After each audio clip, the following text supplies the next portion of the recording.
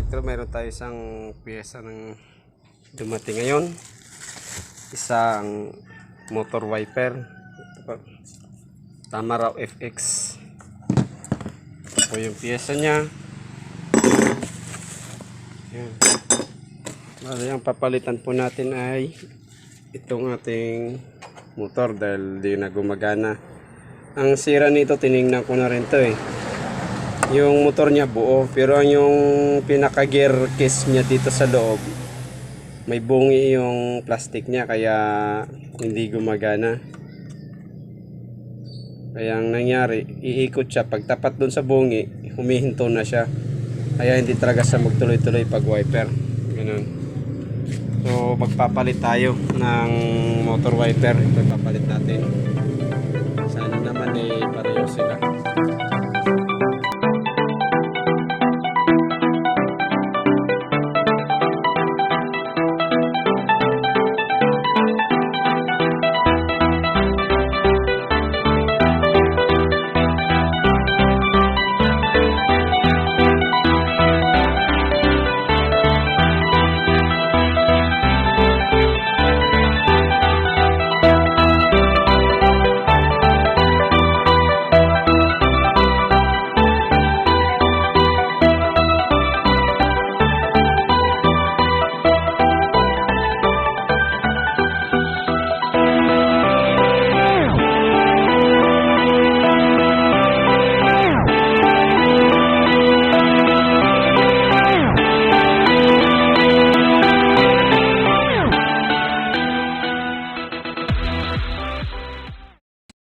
Ito po mga ka-Elektro DIY TV. Ito yung nagiging sira natin.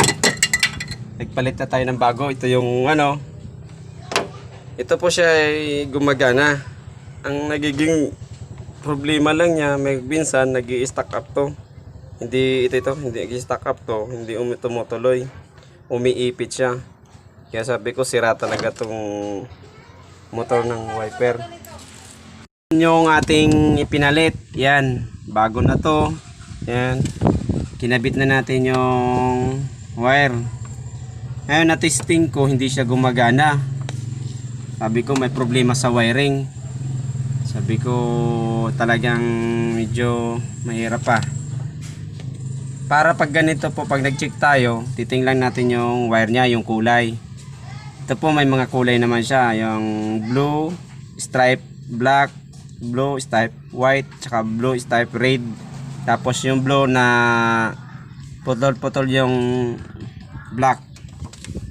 Paano natin malalaman? Titingnan natin siya dito sa manubila kung alin ang may problema, kung yung wiring o yung ating ito, yan. Binaklas ko na siya. Yan. Dito tayo titingin.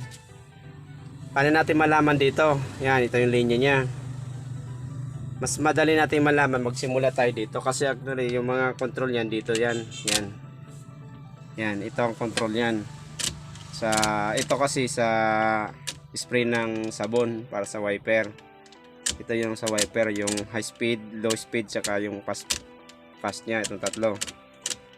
Ngayon malalaman natin siguro ano niyan, connection ito. Kung saan pumasok, yan. Tingnan natin na. Ito yung wiring niya na dito siya pumasok. So ibig sabihin ang linya natin ay ito. Yan. Ito yan. Itong kulay na yan. Ngayon paano natin malalaman kung talagang yan ang linya natin? Titestin natin sa kuryente natin kung yan ay nagpa-function. Kung dapat kasi ito ang pinaka-supply niya. Itong wire na to, yung sinasabi ko stripe. Tapos yung puti. Tapos yung black. Tsaka yung red. Yan. Yung tatlo na yan. Kasi tatlo to eh.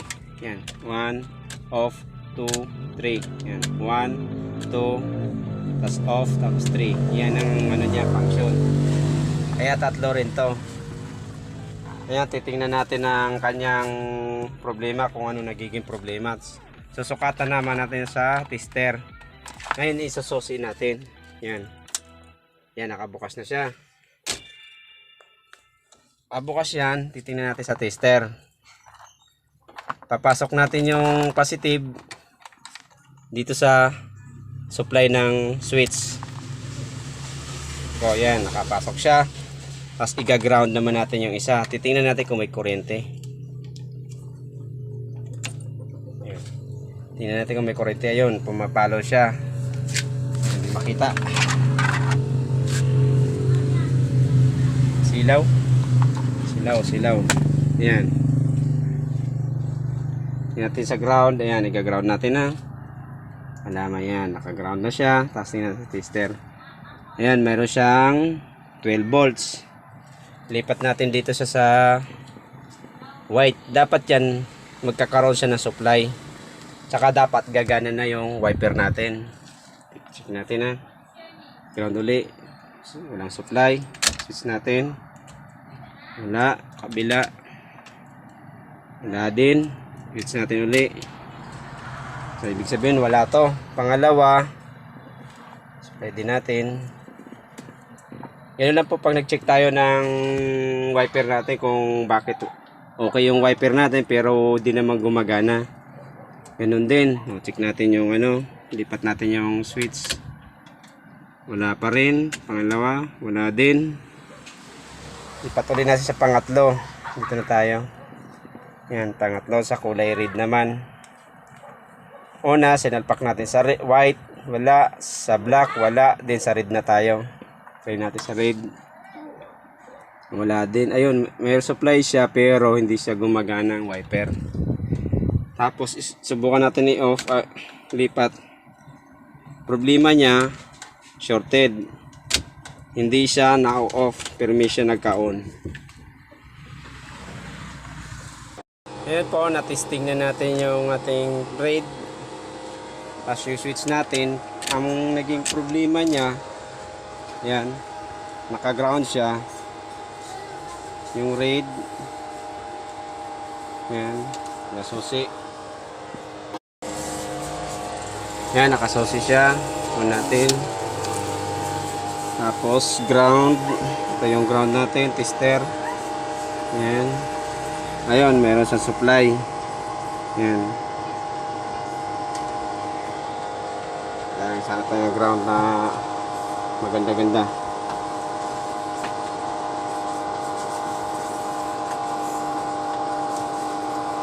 Ground na. Yan. Ground na siya. Ngayon, try natin i-off natin yung natin. Yan. Dito. Wala. Oh. Ibig sabihin, meron tayong problema dito sa switch. Try din natin kung gumagana yung wiper natin. Ikaw ka nagpapalo ka sa tuta? Oo. Mo. Tutok mo din Dini.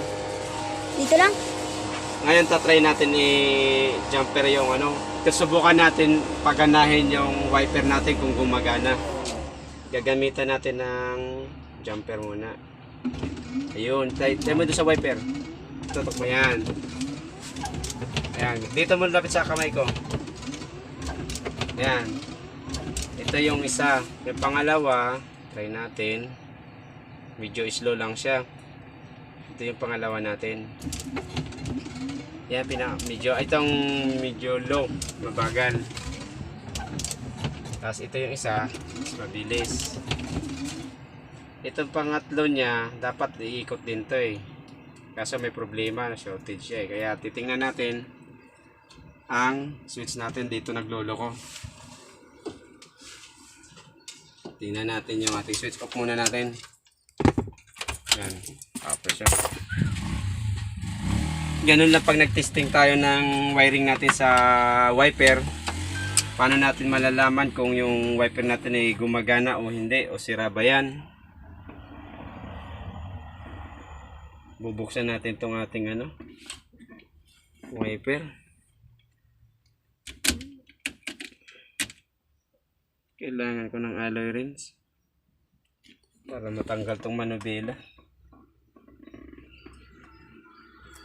So, ibig sabihin buo yung motor natin ng wiper bago na kasi yun Naging problema natin dito sa switch nitong control. Hindi gumagana.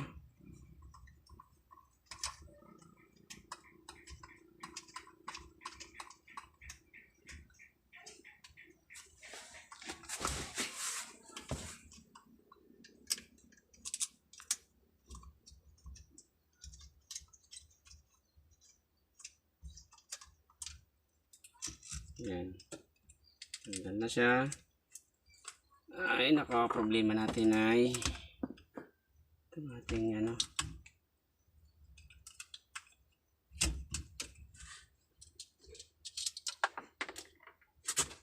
Yan, tanggal na siya.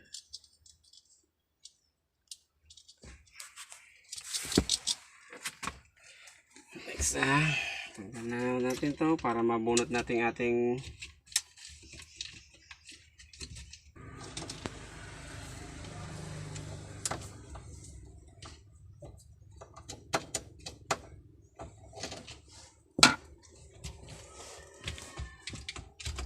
na siya. Ayan ang problema natin. Disconnect muna natin yung ating wiring. Wiper. Yan.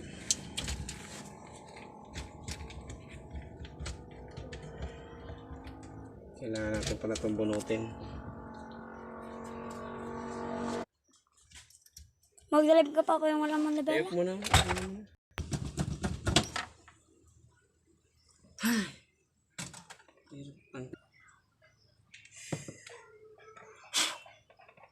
Tanggal na. Nahihirapan talaga ako.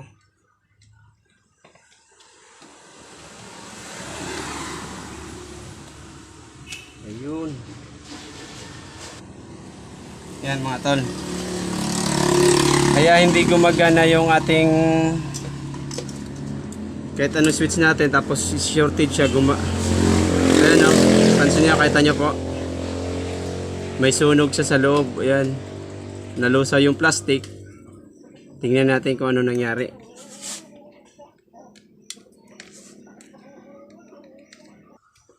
Ito po. Yan. Sunog yung board natin. Ayan. No? Yan. Sunog.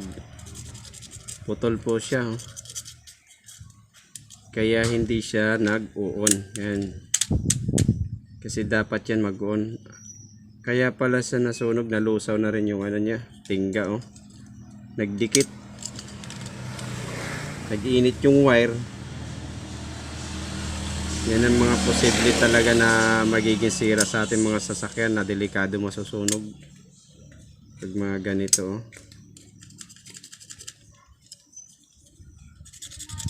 Yung pumapasok nga pala dito 12 volts, wala sang relay, diretso siya.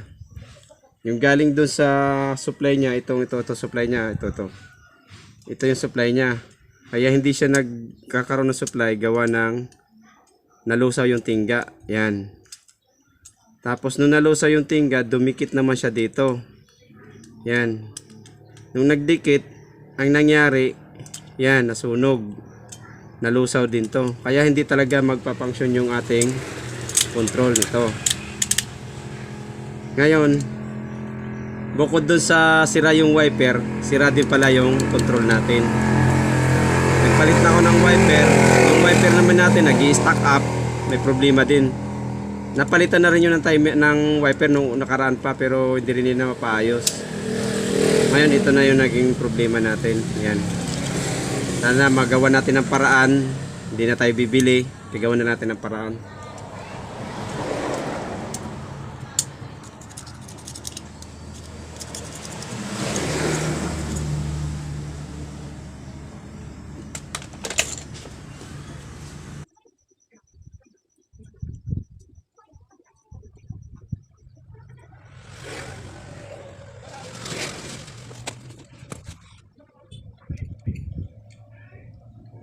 Yan po, okay na. Nahinang na natin.